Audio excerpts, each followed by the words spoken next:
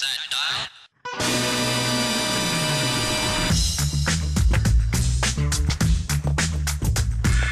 Did you know, this is crazy, that all wild penguins live in the southern hemisphere? You will never ever find a single penguin hanging out at the North Pole. I believe I saw Chilly Willy playing with a polar bear in one cartoon.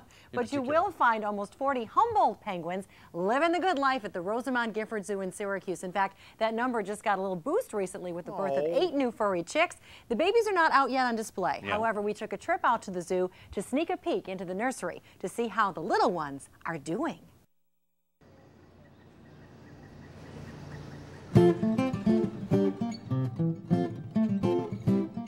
The Humboldt penguins that we have at the Rosamond Gifford Zoo are one of the more endangered species of penguin. They come from along the coast of Chile and Peru, which is very similar in temperatures to what we have here, except the one big difference is it's much drier there. Surprisingly, a lot of people don't think penguins are birds. And I guess it's because they're underwater as much as they are, or they're kind of, from a very young age you know that penguins are penguins, but you don't really associate them with birds because they don't fly, and the feathers they have are kind of different than any other bird feathers. They don't look like other birds' feathers. So it's interesting to kind of educate people on that, yes, in fact, they are birds, and their flippers, which act much more like flippers, are actually wings, and they act like birds, but different in some ways, obviously.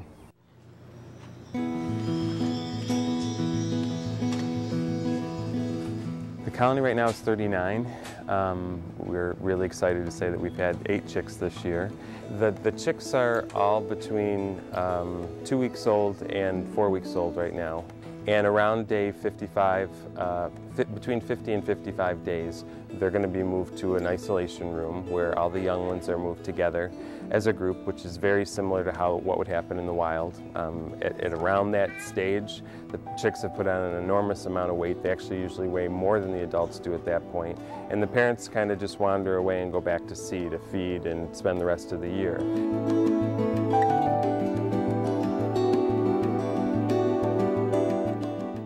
They do know how to swim right from the beginning, but it's pretty traumatic for them. So we kind of do it a little more gently and give them access to a shallower pool first until they really get waterproof and learn. It's really funny to watch them. They actually blow bubbles underwater for a while first, and then they start to dive. And we go through that process kind of slowly. That usually takes about 4 weeks. By the end of the summer, all of our 8 new chicks should be out with the colony. And they're easy to recognize because they're the ones with the gray plumage instead of the typical black and white plumage. Good. Station. Station. Good boy. This is Hugo. He's a juvenile penguin. He will be a year old this coming June. They're all doing tremendously well. It's exciting to habituate them to people so that they're friendly, and when they're a little bigger and they're going out on the exhibit, the more habituated to us they are, the more they interact with the visitors, which is really, there's nothing better than to see little kids at the windows playing with the penguins. And even though there's lots of information out there about how penguins act and what they do and how the breeding goes and all that, you still learn something new every day when you're around the birds, a new behavior, how they react to something, or watching a new pair that are learning how to build a nest and defend it. And it's amazing to walk away from here and learn something new every day. How cute are they? They are so cute. Although I'm surprised none were tap dancing. I'm familiar with the movie Happy Feet. This is my penguin voice. Yeah, I like it. Very cute. And how come everyone goes, oh, when they come waddling into a room, but when I do it, everyone averts their eyes? You know, it just amazes me because we always are hearing about the polar bears. And speaking of Happy Feet, the polar bears and the penguins and all that. And they're not from that area. You're not going to see those two together. That's amazing. By the way, this week the Rosamond Gifford Zoo has launched a contest to name that gray fuzzball you just saw, and you have until May 20th to get your emails in.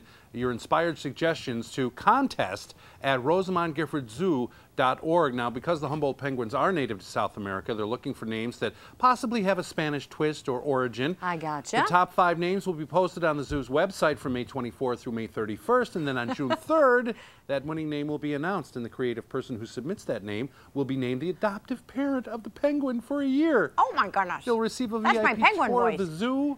If you'd like more information about the contest and the penguins, go to RosamondGiffordZoo.org. And because we just love the zoo, we're going to bring you a behind-the-scenes look at a different exhibit on the second Thursday of each month. So if you have a favorite animal that you'd like us to profile on WCNY Connected, just drop us an email and let us know. Check out WCNY Connected with us, Ted and Amy. Thursday nights at 9 on WCNY.